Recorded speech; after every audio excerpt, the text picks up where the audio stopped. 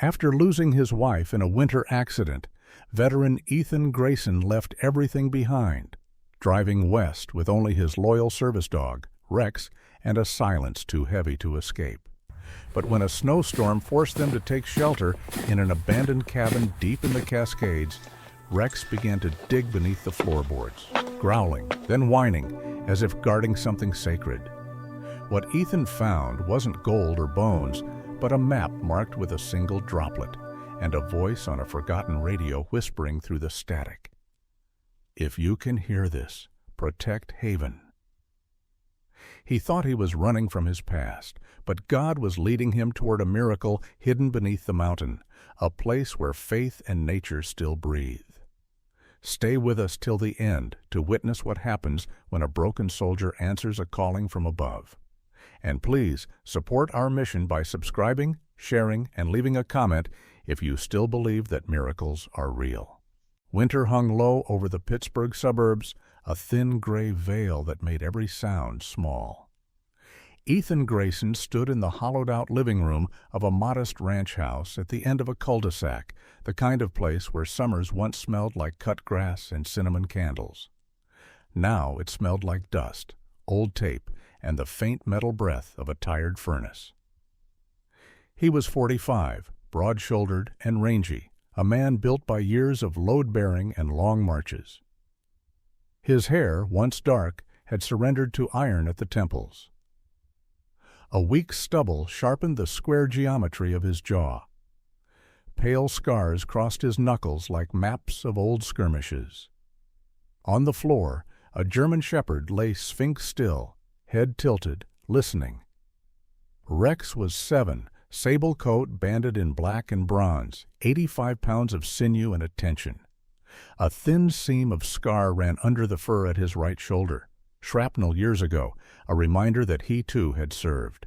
His amber eyes did not wander. They measured rooms and weather and breath. "Almost done," Ethan said quietly. Rex's tail tapped once on the hardwood, acknowledged. The last box waited, an oak chest in the corner, stubbornly closed since the funeral 2 winters ago. Ethan knelt, hands pausing at the latch. The lid rose on hinges that complained. Inside, a folded wool scarf, the color of late apples. A tin with a wedding ring inside. A stack of letters tied with twine.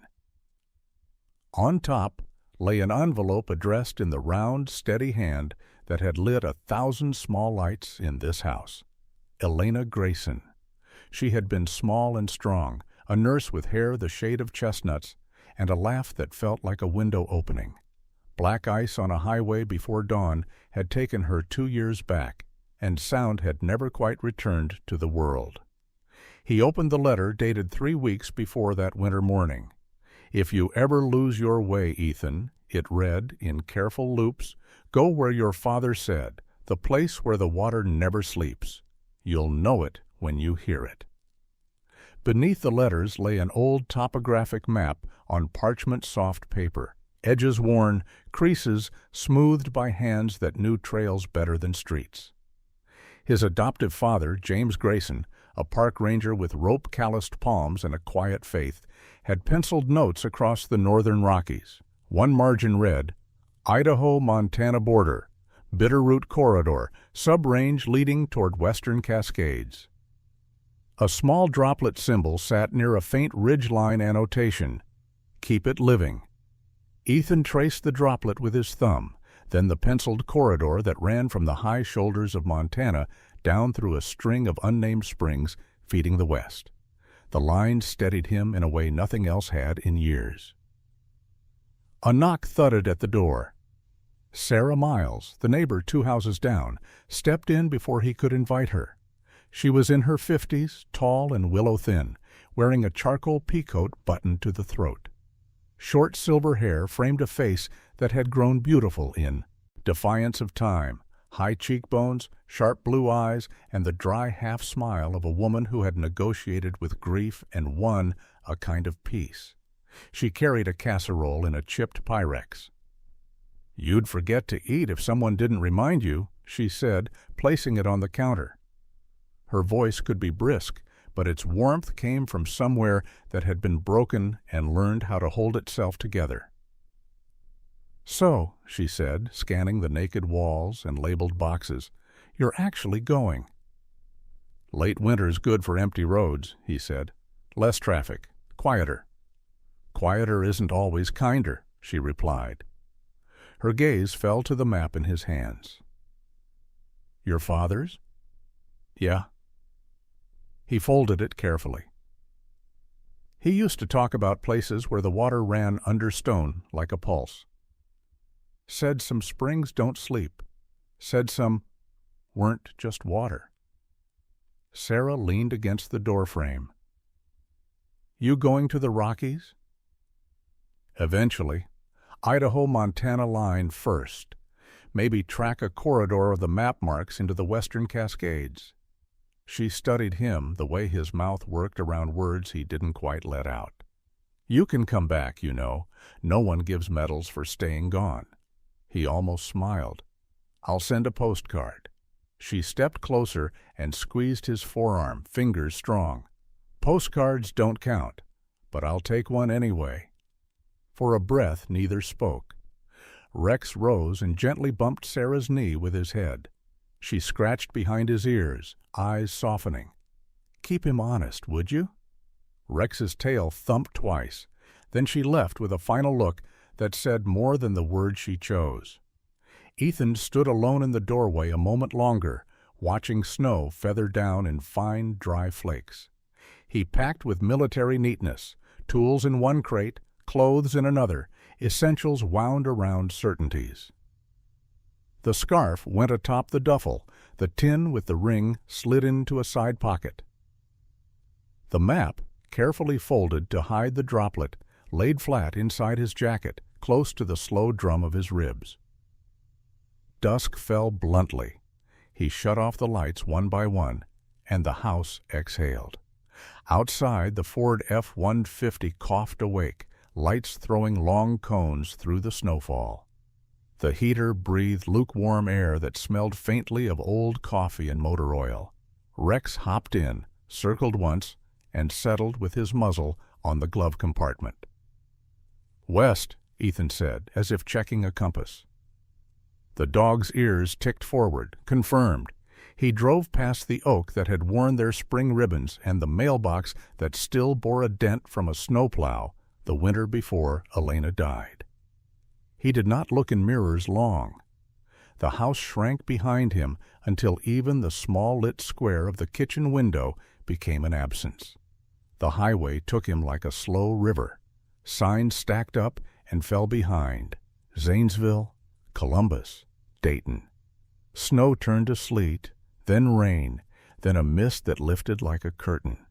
Somewhere in Indiana, he pulled off at a lonely service. Station, fluorescent hum, clerk with earbuds, smell of glass cleaner and fryer grease. He bought gas and a coffee that tasted like burnt pennies. Back in the cab, he unfolded the map again. The droplet near the penciled note Bitterroot corridor. Sub-range to Western Cascades glinted in the dash light. "The place where the water never sleeps," he murmured. He turned the radio dial until it gave up and became only a low bed of static, a kind of white breath that filled the spaces between thoughts. Past midnight, the interstate narrowed to 2 lanes that rose and fell like a patient inhale. Fields went black and then silver and then black again. In that near silence, a sound arrived, so faint he thought he had imagined it. Water moving under stone, rocking a rhythm too steady to be wind. Rex raised his head, ears sweeping the dark like antennae, and chuffed. A single soft exhale he used when he recognized friend, not threat. Ethan didn't chase the sound. He let it braid itself into the low rumble of tires. Dawn bruised the east with pale light.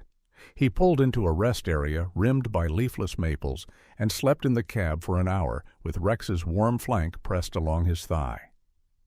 When he woke, he knew one thing without saying it aloud. He wasn't driving away anymore.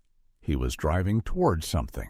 Snow had thinned by the time Ethan crossed the Indiana state line, turning the world from white silence to dull gold fields. The highway cut through long stretches of corn stubble and telephone poles leaning like tired sentries.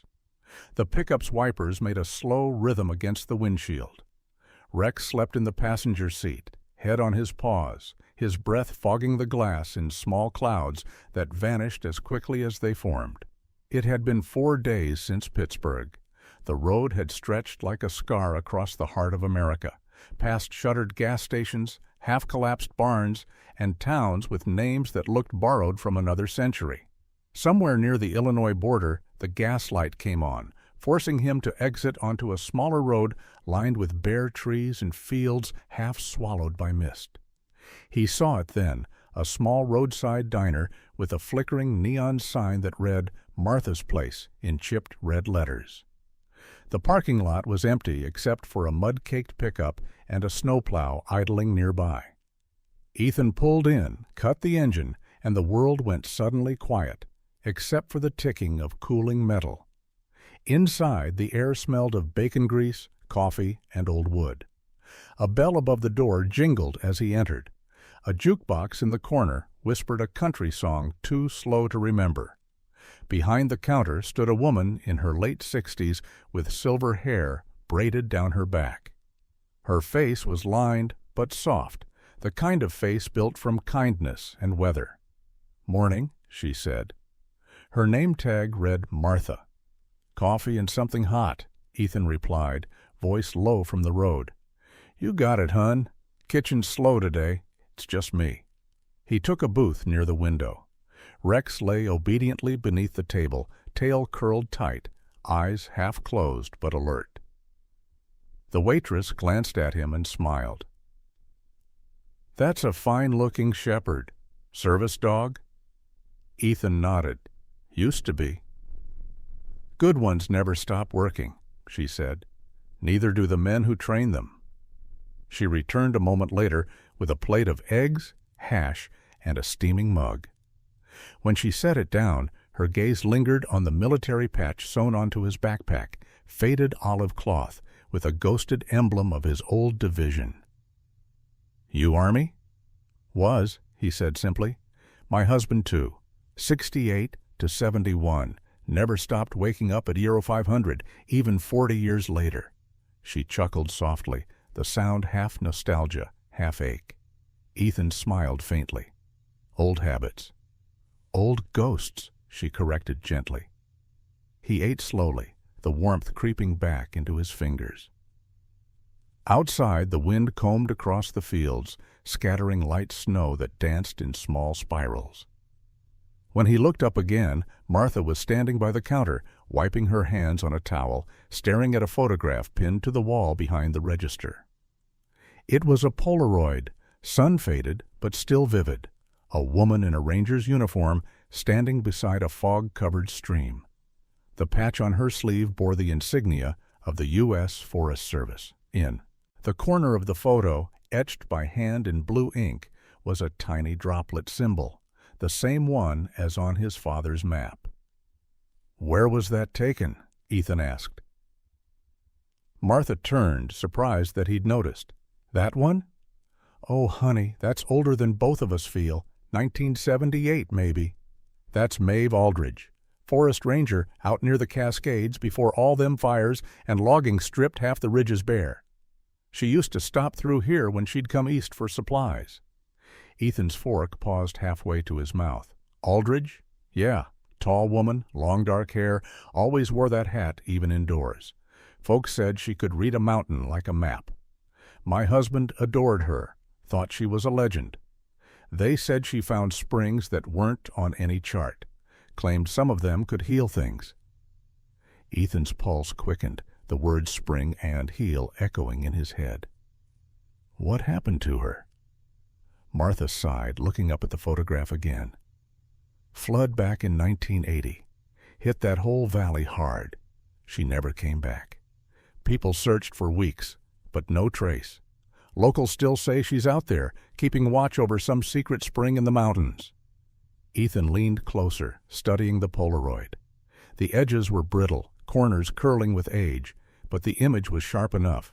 Aldridge standing on wet rock, mist curling behind her like breath.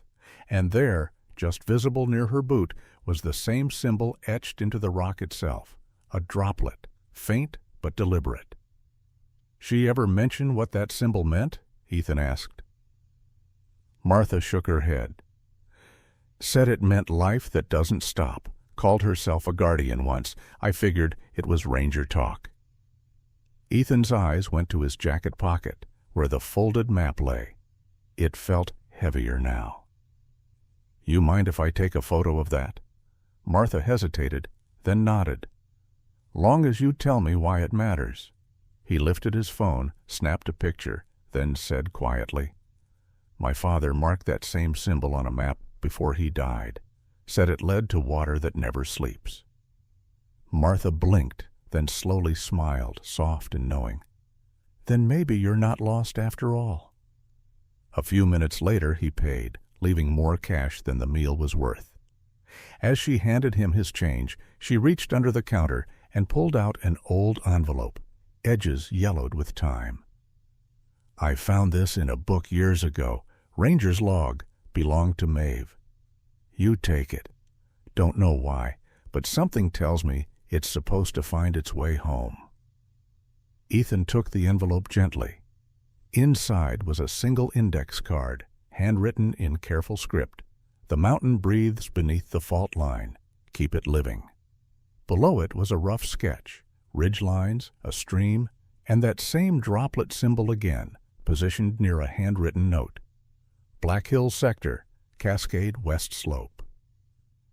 Outside, the sky had darkened. The wind pushed thin snow across the lot as he stepped out.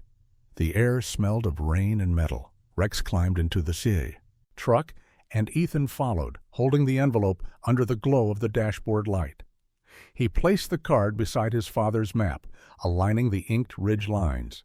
When overlapped, the two drawings formed a single path, one that led west, deep into the Black Hills, toward a faint mark where both maps met.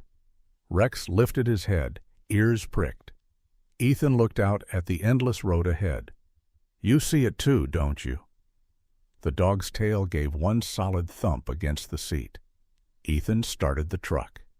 The tires crunched through the frozen slush, headlights sweeping across the diner windows. Inside, Martha stood at the counter, watching him go, her hand pressed against the old Polaroid as if saying goodbye to a ghost. The highway stretched before him like a vein of silver under a bruised sky. He drove into the wind, following nothing but instinct, and the faint glow of a symbol drawn by two people long gone. Behind him, the diner light flickered and went out. Ahead, the west waited, wide, cold, and whispering with the sound of unseen water. The wind began to howl long before Ethan reached the foothills. The sky, once only gray, had deepened to the color of lead. He could feel the change in the air, a kind of pressure that pressed on the ribs, the way a memory sometimes does before it speaks. Rex sensed it too. The dog's ears flicked toward the north, nose twitching against the dashboard glass. By the time they reached the first curve of the Black Hills, snow was falling sideways. The truck's headlights cut through a white wall that seemed to have no end. Ethan drove slower, knuckles pale on the steering wheel. The radio was nothing but static. "Easy, boy," he said softly. Rex whined, tail stiff, eyes watching the storm like it was alive. They had been climbing for hours when the road disappeared under a sheet of ice. The truck's tires spun, slid, and came to a stop on the shoulder. Ethan killed the engine. The silence that followed was almost holy. No wind, no sound, just the faint hiss of falling snow. He pulled on his jacket, the tan-brown Carhartt canvas stiff with cold, and stepped out. The air was sharp enough to sting the lungs. He could barely see past the hood. The forest around them, tall pines, half-buried rocks, dark ravines, seemed to breathe in the storm. Rex jumped down beside him, paws sinking into the drift. They started walking, one slow step at a time, looking for any kind of shelter. A mile up the trail, the wind changed. Between gusts, Ethan heard something strange. Not the creak of branches or the rumble of snow, but a small broken sound. A cry. He froze. Rex stopped too, head lifting, ears aimed toward the rocks ahead. Another sound came. Thin, high, human. A child. Ethan moved faster, following the echo to a low outcrop where the ground dipped into a hollow. There, huddled beneath a ledge of stone and half buried under snow, was a boy no older than 10. His face was pale, lips blue, one boot missing. His small hands were clenched around his leg, twisted wrong beneath him. "Hey, easy," Ethan said, dropping to one knee. The boy's eyes fluttered open, dark, terrified. He whispered something in a voice too faint to carry, something that sounded like, "Help my grandpa." Rex crouched beside Ethan, whining softly. Ethan stripped off his gloves, checking the boy's pulse. Still there, weak but steady. "You're gonna be okay," he said. "We'll get you warm." He unzipped his pack, pulling out a small first aid kit and a thermal blanket. The wind drove snow into his face, but he kept working, checking the leg, wrapping it tight, setting it against a makeshift splint carved from a fallen branch. The boy shivered uncontrollably. "What's your name?" Ethan asked. The boy blinked slowly. "Liam." His voice cracked on the word. "My grandpa. He went for help." Ethan nodded. "He'll come back. We'll keep you warm until he does." He struck a match, shielding the flame with his hand, until the small fire took, flickering against the stone wall. The orange glow pushed the cold back just far enough to breathe again. Rex lay close to the boy, pressing his body heat against him. Ethan fed the flames, breaking branches into smaller pieces. Minutes turned to an hour. Snow thickened outside, a curtain of white swallowing the world. The firelight trembled, painting their faces gold. Ethan studied the boy, native features, dark hair matted with frost, a pendant of carved wood hanging from his neck. On it was the shape of a droplet. He touched it gently. What does it mean?" Liam murmured through half-sleep. "It's my grandfather's.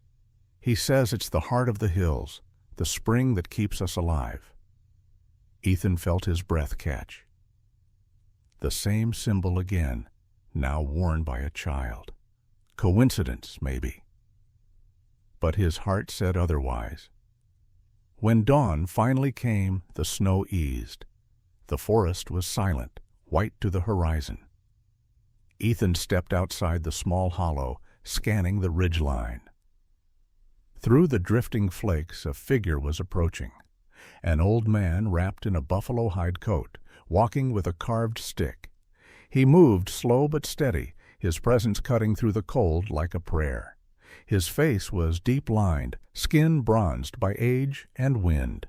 His long braids streaked with gray. When he saw Liam by the fire, he broke into a run faster than age should have allowed. "Grandfather!" Liam cried weakly. The old man knelt, pulling the boy into his arms. He spoke a few soft words in Lakota, words Ethan didn't understand but felt in his chest. Then the old man turned to him. "You found him," he said, breath visible in the cold. His voice was rough but strong. "Rex did," Ethan said. "We followed his cry." The old man's eyes went to the dog, then back to Ethan. "You carry the mountain's sign," he said quietly. His gaze fell to the map half tucked in Ethan's pocket. "That droplet, you know its meaning?" Ethan hesitated. "Not yet." The man nodded slowly. "Then maybe it is time you do." He reached inside his coat and drew out a knife, not a weapon, but a ceremonial blade. Its handle was carved from bone, its sheath marked with the same droplet symbol. engraved deep and smooth by many years of touch. "This was given to my family generations ago," the old man said. "We are the keepers of stories here, the ones who remember the spring's breath. They call us the Watchers of the Heart, or in your tongue, Guardians of the Springs." Ethan took the knife carefully, feeling its weight. The blade was old but clean, glinting faintly like something that belonged in both earth and sky. "My name is Tobias Red Elk," the man said. "Liam is my grandson. The storm almost took him, but maybe it led him to you instead." Ethan looked at the boy, then back at the old man. "I don't know what I'm supposed to find," he admitted. Tobias smiled faintly, the kind of smile that knows more than it says. "Sometimes the mountain calls not to give you answers, but to see if you will still come." They shared food, dried venison and bread warmed by the fire. The storm quieted to a whisper. When it was time to leave, Tobias placed a hand on Ethan's shoulder. "The spring you seek flows beneath stone and memory. It does not reveal itself to those who only travel. It waits for those who listen." Ethan nodded. "Then I'll keep listening." As they parted, the old man pressed the knife into Ethan's hand. "This belongs with the one who walks with the faithful heart." Rex barked once, tail low, as if to promise he would guard it. By dusk, Ethan was back on the road. The mountains loomed darker now, but the path felt clearer. He glanced at the knife lying on the seat beside him, its handle carved with that single droplet. "What do you think, boy?" he murmured. "Maybe we're not just passing through anymore." Rex thumped his tail against the door and looked forward, eyes fixed on the road. Outside, the storm was breaking. Between the clouds, a pale streak of sunlight touched the hills, and for the first time in a long while, Ethan felt something close to faith. The snow was gone by the time Ethan crossed into Wyoming, but winter still lingered in the air, the kind that lived in the bones, quiet and enduring. The land opened wide around him, miles of pale grass bending under wind, mountains faint in the distance like the ghosts of an older world. His truck hummed steady along a cracked service road, the knife Tobias had given him resting in the glove box. The droplet carved on its hilt caught the light each time he turned. Rex sat upright in the passenger seat, gaze fixed forward as if he, too, had memorized the horizon. They had been driving for hours without a sign of another soul. Then, somewhere beyond a turn where the road dipped between frozen meadows, Ethan saw it. A blue pickup half buried in mud and slush, hazard lights blinking like weak heartbeats. He slowed. Inside, a woman sat gripping the steering wheel, forehead pressed against her hand. The door opened before he even reached it. "Need a hand?" he called. She looked up, startled, but relieved. The woman stepped out, tall, in her early 30s, bundled in a tan jacket smeared with dirt. Strands of auburn hair had escaped her knit cap, curling against a freckled face that was equal parts determined and exhausted. Her eyes were a clear green, sharp with intelligence.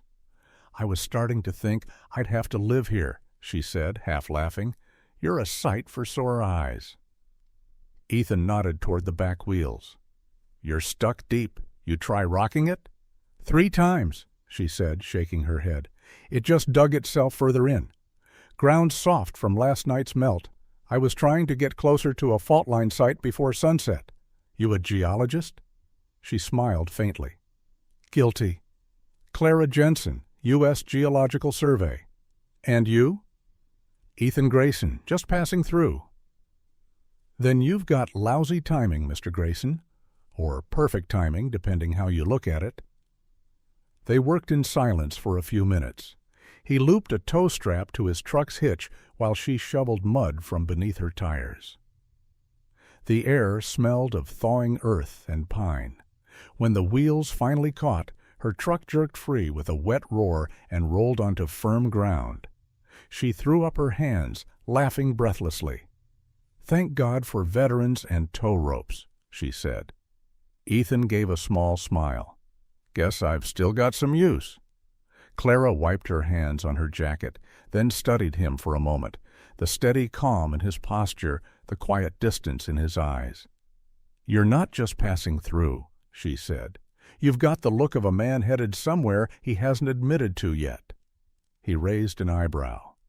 "And you read that from mud patterns?" "From people," she said simply.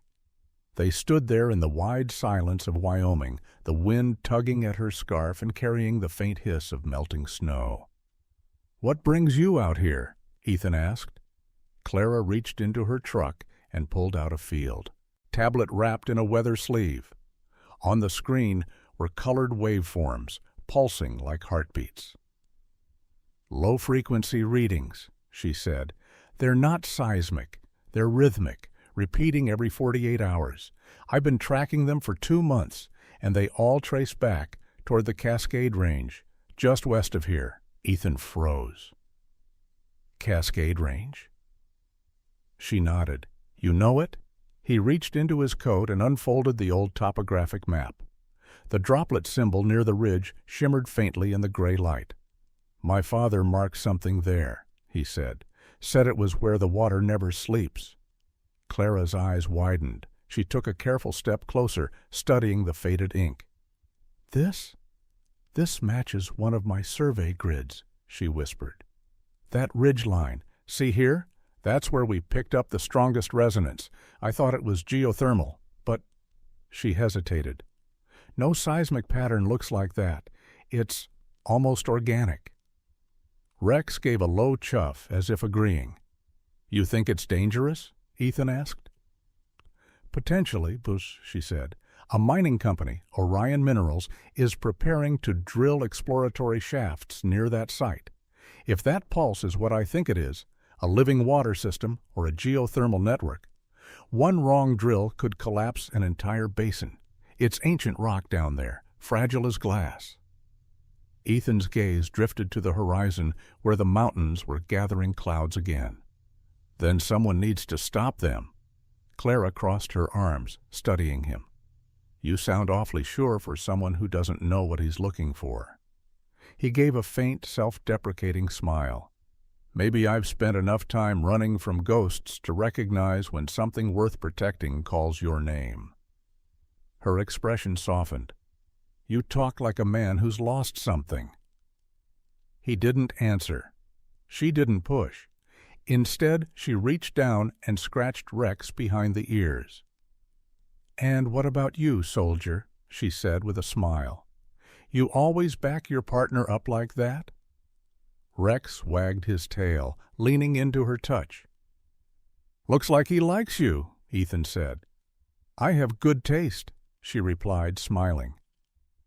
Then after a pause, her tone grew serious. "I was headed north to recheck a reading before the Orion team arrives. You seem like someone who knows how to handle himself off-road. You up for a detour?" He hesitated, then glanced at the map again. The droplet symbol seemed to gleam like a faint heartbeat. "Yeah," he said finally. "Let's go see what's breathing under those hills." They caravanned north for hours. The sky turned the color of pewter, clouds dragging low over the ridges. Clara's truck led the way through switchbacks and muddy passes until they reached a small plateau overlooking a valley shrouded in mist. Steam rose from fissures in the ground, curling like breath from the earth itself. Clara stepped out first, scanning the readings on her tablet. "It's stronger here," she murmured, almost like a pulse. Ethan crouched, pressing a hand to the soil. It was warm. "You can feel it." She nodded. "It's not pressure. It's movement. Steady, alive." He looked out over the valley, the mist weaving between dark rocks and skeletal trees. "Looks like the world's holding its breath." For a while they stood in silence. Then Clara spoke quietly, almost to herself. "You ever think maybe the planet remembers? The wars, the wounds, the things people did and buried?" Ethan looked at her, the question cutting deeper than she might have realized. "Every day," he said. The wind shifted. A low rumble echoed beneath them, not from the sky but from the earth. soft, resonant, almost musical. Clara knelt, eyes wide. There it is. That's it. Rex barked once, alert but not afraid. When the tremor faded, Clara exhaled slowly. It's like a heartbeat, she whispered. Ethan nodded. And something's trying to reach us. They left before sunset, heading back to the main road. At a crossroads where the land split toward the Cascades, Clara parked her truck and turned to him. Listen, she said, if Orion starts drilling before I can file a report, that spring, whatever it is, could be lost forever. Ethan tightened his grip on the steering wheel. Then we don't let that happen. She smiled, a tired, grateful smile that made her eyes bright in the fading light. You're not just a traveler, are you? He looked out toward the distant ridges. Not anymore. The wind carried the faint smell of wet stone and pine. Somewhere far below, the earth pulsed again, slow and steady, like something alive beneath their feet. As the first stars pierced the twilight, Clara Jensen drove east to gather her data, and Ethan Grayson turned west toward the mountains, toward the sound that had followed him since Pittsburgh and the promise of a place where the water never sleeps. Rex lifted his head, ears pricked. The headlights stretched forward into the dark like a pair of searching eyes. Come on, boy, Ethan said softly. We've got work to do. And together they drove toward the trembling heart of the Cascades. The air grew thinner as Ethan climbed into the Bitterroot Mountains. Days blurred into one another, snowmelt feeding the rivers, fog coiling around the pines like breath. The deeper he went, the quieter the world became. Even Rex walked slower now, his paws careful on the wet stone. The earth here didn't echo like other places. It seemed to absorb sound, as though listening. Clara had left 3 days earlier, promising to send word if she could delay Orion's drilling. But Ethan couldn't wait. Something inside him, older than logic, older than grief, insisted that the source lay ahead, past the fog and the ridge where the map's ink had faded to ghosts. He parked the truck at a trailhead where the road ended. The rest would be on foot. The air was warm, strangely so for this altitude, and smelled faintly of minerals and rain. He slung his pack over his shoulder, the ceremonial knife Tobias had given him strapped to his belt, its handle worn smooth from his touch. Rex trotted ahead, nose to the wind. The forest closed around them, spruce and fir, trunks black with damp. After an hour of climbing, they came upon a stream that shimmered faintly under the gray light. It ran uphill in sections, defying logic, a trick of gradient and mirage. Ethan knelt and touched the water. It was warmer than the air. They followed the stream until it vanished into a narrow fissure in the rock. The entrance was half hidden by hanging moss and ice. Ethan hesitated. "You smell anything, boy?" Rex sniffed, then barked once, low, certain. "All right," Ethan said. "Let's see where it goes." They slipped through the fissure and into a low tunnel that widened gradually. Light filtered in through cracks above, scattering across quartz veins in the walls. The deeper they went, the brighter it became. Not from sunlight, but from the stone itself. The passage opened into a cavern so vast that it seemed to hum with its own heartbeat. The floor glowed with reflections from a central pool, a lake really, its surface pale blue, trembling with faint ripples though no wind touched it. Columns of quartz rose from the water like frozen lightning, their edges gleaming in rhythm with the soft vibration that filled the air. Ethan stopped at the edge of the pool. "You feel that?" he murmured. Rex stood beside him, ears forward, tail stiff. The dog's breath came slow and deliberate, his body calm but alert. The warmth of the air was almost human, like standing near a living body. Ethan crouched and touched the water. It pulsed once beneath his fingertips. Not cold, not hot, just alive. The sound he'd heard in his dreams since Pittsburgh, that steady, unseen rhythm, was here. On the far side of the cavern, something glinted. He waded across the shallow rim, boots splashing softly, and found an old pack resting against the quartz wall. It was military-grade canvas, moss-grown and sun-bleached.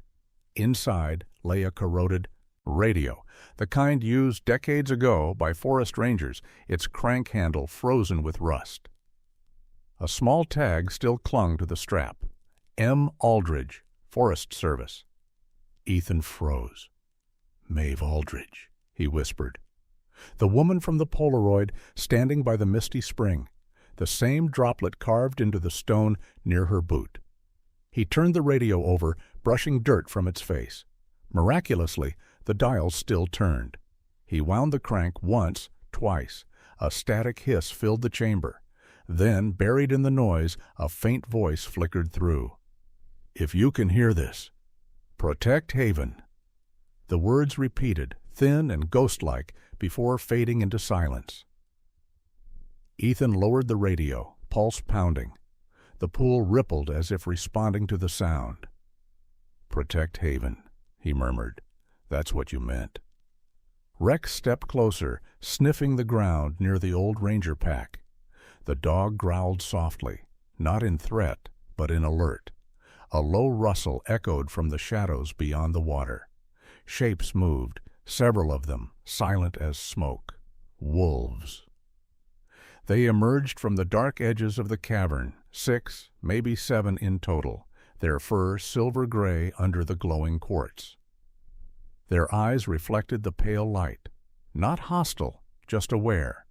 The largest, a male with a scar across his muzzle, stepped forward.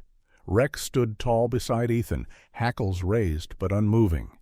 The two locked eyes, soldier and guardian, predator and kin.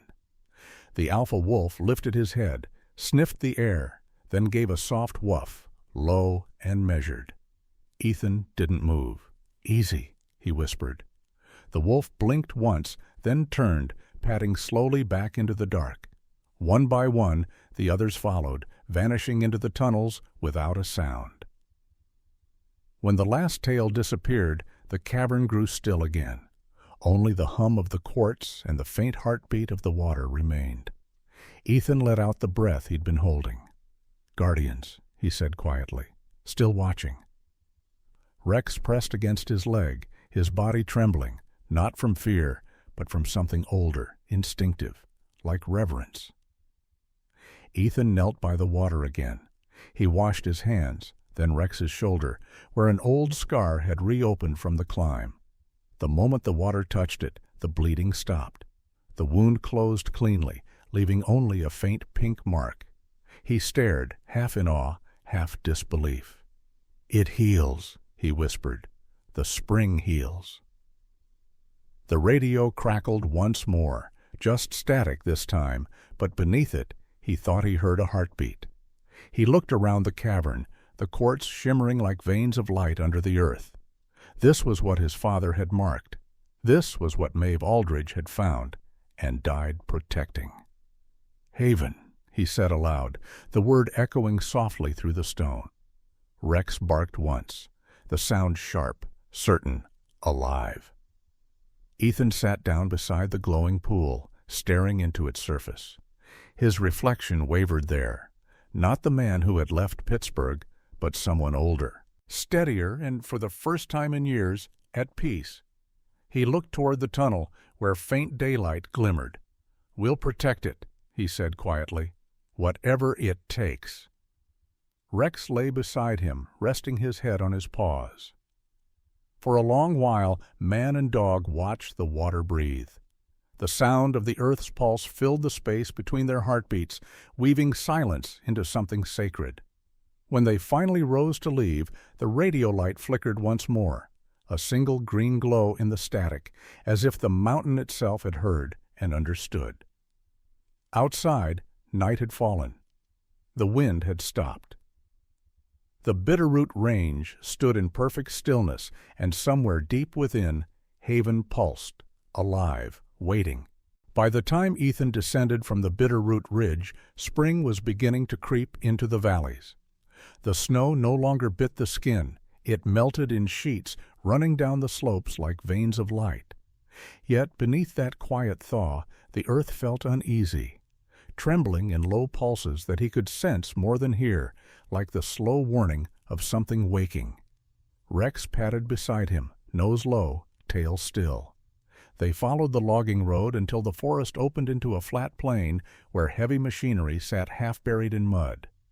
Trucks, drilling rigs, and floodlights stood idle, humming faintly under the gray sky. The metal scent of oil drifted in the wind. Ethan's gut tightened. This was Orion Minerals. He crouched behind a mound of gravel, scanning the site. Workers in orange jackets moved between the machines, voices lost in the wind. One of them, a woman with a headset, pointed toward the ridge where the cavern lay hidden. Ethan's stomach turned cold. "Rex," he whispered. "They found it." The dog's ears flattened. From behind him came a voice. "They're ahead of schedule." Ethan spun, hand instinctively on the knife at his belt. It was Clara, her jacket smeared with dirt and oil, her eyes shadowed from lack of sleep. She looked different now, harder, angrier. "They started drilling at dawn," she said. "The company ignored my report, said the readings were non-critical." Ethan frowned. "You tried to stop them?" "I sent everything, seismic data, hydro charts, photos. No one cared. To them it's just another mountain." She kicked at the mud. "But they're about to hit the fault. Once they do, that spring, your haven, it'll collapse."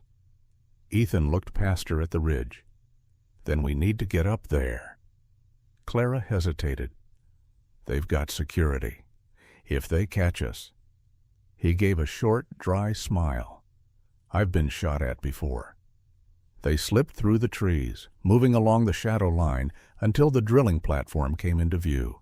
The machine towered 3 stories high, its metal teeth grinding into the earth with a low, punishing whine. Clara cursed under her breath. "They've already hit bedrock." Ethan's heart hammered. He could feel it through the ground. A pulse, faster now, panicked, as if the mountain itself were shuddering. The memory of the cavern flashed behind his eyes. The blue light, the whispering water, the wolves turning silently away. He moved before he could think. "Stay here." "Ethan, wait." But he was already moving toward the platform. A man in a hard hat turned just as Ethan reached the base. "Hey, this area's restricted." Ethan didn't answer. He yanked the emergency lever on the side panel. The drill screamed, gears seizing as the motor choked. Sparks rained from the shaft. "Jesus, what are you doing?" the man shouted. Before Ethan could reply, the ground lurched. A deep, hollow crack tore through the site, followed by a low roar that seemed to come from everywhere at once. The drill sank an inch, then another, the soil beneath it liquefying. "Move!" Ethan yelled. The workers scattered as the platform began to tilt. Clara ran forward, grabbing Ethan's arm. "It's collapsing!" Behind them, Rex barked frantically. Sharp, urgent. Ethan turned and saw him pawing at a mound of earth that was sinking fast. Someone was trapped beneath.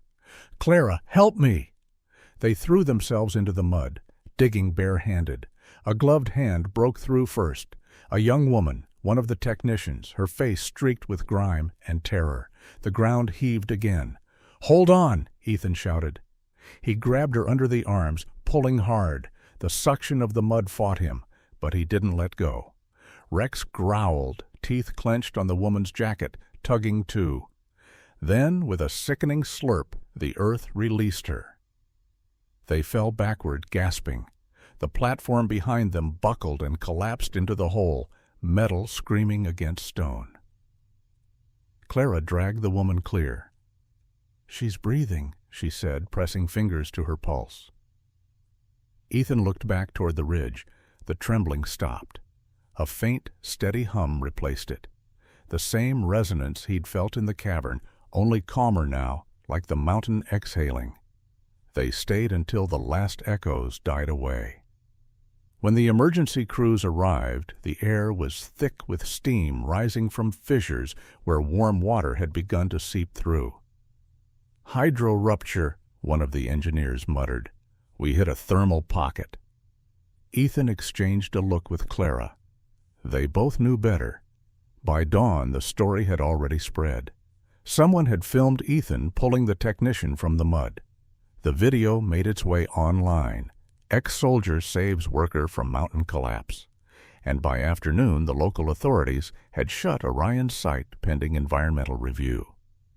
Clara found Ethan sitting by his truck, Rex at his feet, both of them caked in dried mud. The sunrise painted the sky copper. She handed him a thermos. "Coffee," she said. He took it, nodding. "You get through to your bosses?" "Better," she said. "Federal review's taking over. Orion's drilling is suspended indefinitely, and they want my data for the case." He smiled faintly. "Good. Maybe Haven gets to breathe a little longer." She studied him, the way the wind moved through his hair, the small, tired smile that never quite reached his eyes.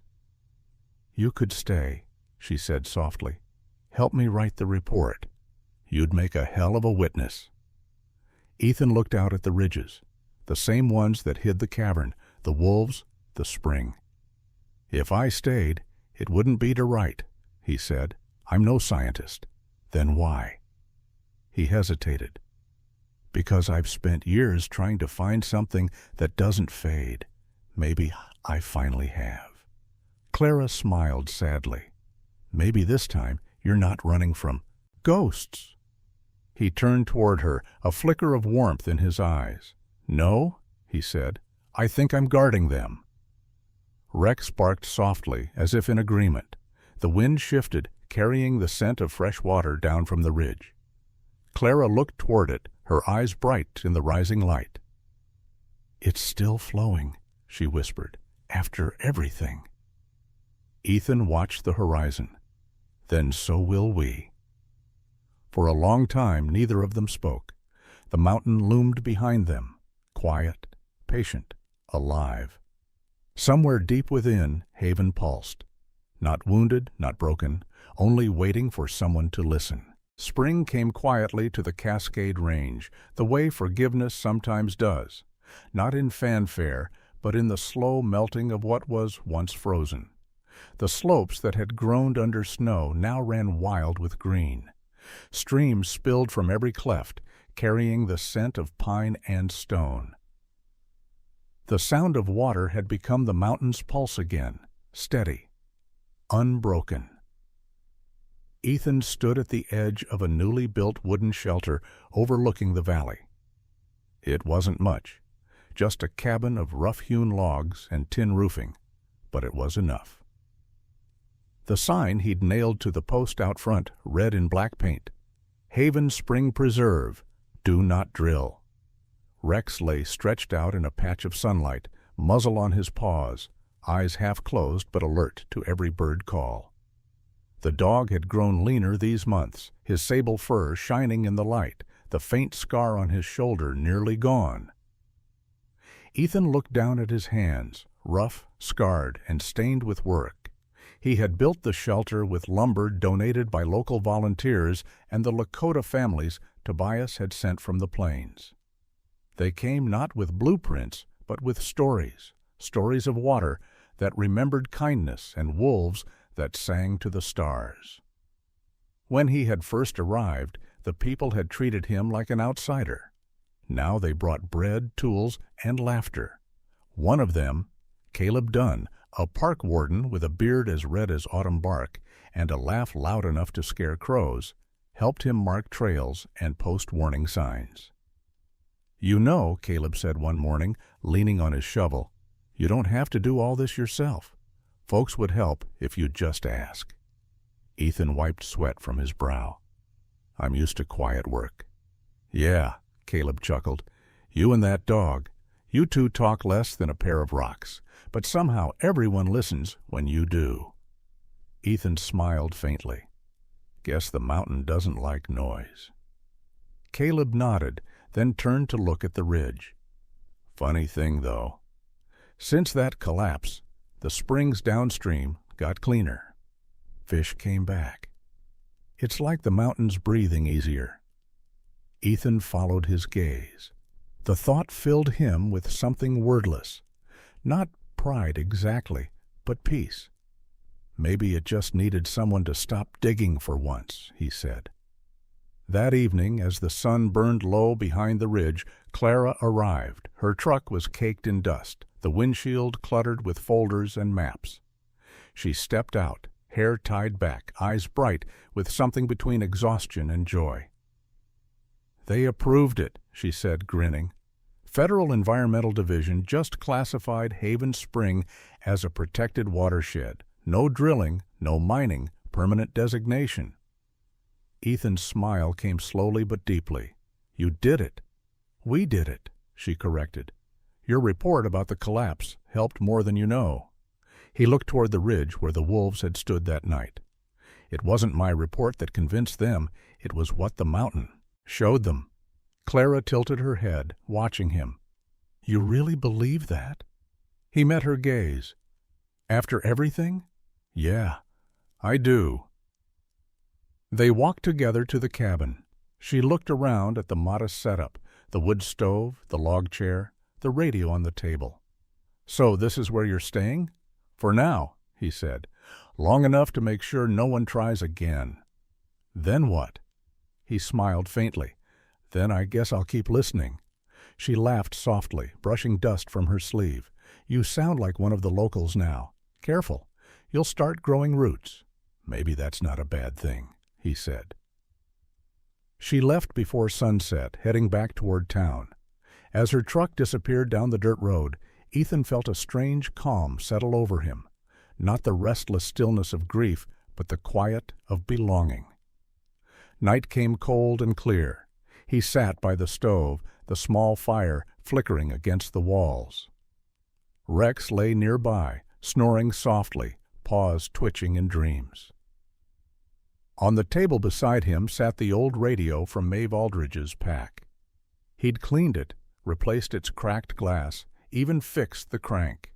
He turned it slowly. Static filled the cabin. Soft, almost soothing. Then, faintly, beneath the hiss, came a slow rhythm. Thump, thump, thump. Not words, just a heartbeat. Ethan leaned back, closing his eyes. The wind outside shifted, carrying the sound of the stream, the same one that ran down from the quartz cavern, singing through the rocks. Somewhere in the distance, a wolf howled, long, mournful, but not alone. Others answered, their voices weaving through the dark like threads of silver. He rose, stepped outside, and looked up. The sky was thick with stars. He could almost feel the mountain breathing beneath his boots, alive, awake, at peace. He took the scarf that had belonged to his wife, still faintly smelling of lavender, and tied it to the post outside the cabin. The fabric fluttered in the wind like a small, steady flame. "Not to say goodbye," he murmured, "but to stay." Rex came to sit beside him, head pressed against his knee. "You hear that, boy?" Ethan said softly. "They're still singing." The dog's tail thumped once. Ethan looked out at the valley, where moonlight touched every stream, every stone. "Copy that," he whispered, smiling. "Standing watch." And for the first time since the war, he wasn't wandering. He was home. The guardian of Haven, not a hero, not a savior, just a man who'd finally learned to listen. Sometimes God's miracles don't arrive in lightning or thunder. They come quietly, in the sound of water finding its way through stone, in the loyalty of a dog who never leaves your side, in a broken soldier who learns to guard life instead of taking it. The spring of Haven was never just a place. It was a reminder that even beneath the heaviest winters, there's still a pulse, a heartbeat of grace waiting to rise again. Maybe you have your own haven, a corner of your heart that's been buried under loss, doubt, or silence. Let this story remind you, faith can flow again. Healing can begin the moment you choose to believe that you are not forgotten. If this story touched your soul, share it with someone who needs a reason to hope. Leave a comment. Tell us where you're watching from, and may your own spring never run dry. And before we go, may the Lord bless you, may He keep you in His light, and may He guide your steps through every storm you face. Because faith still heals, love still saves, and hope still finds its way home.